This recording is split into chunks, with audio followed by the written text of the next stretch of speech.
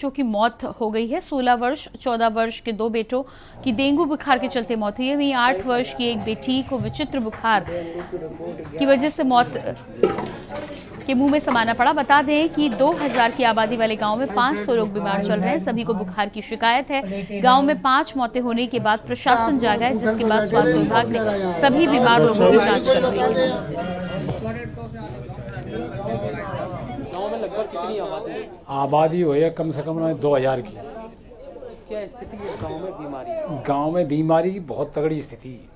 जो समझो इतनी स्थिति है कि हर घर में बीमार, 2-4 लोग हर घर में बीमार। कम से कम 95% लगभग कितनी संख्या हो है बीमार लोगों?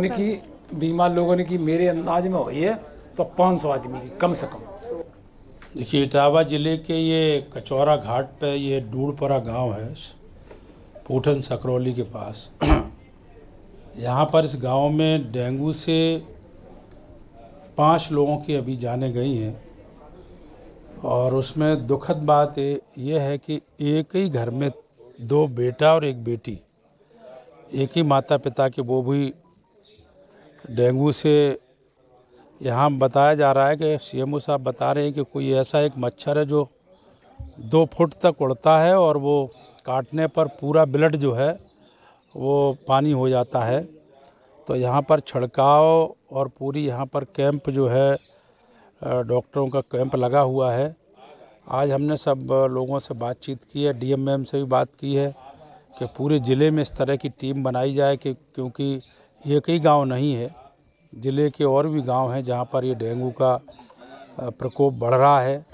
बुखार आया एक दिन, ले गए हाल के हाल, दवा दिखाई, दवा दिलवाई पूड पे और रिपोर्ट करवाई।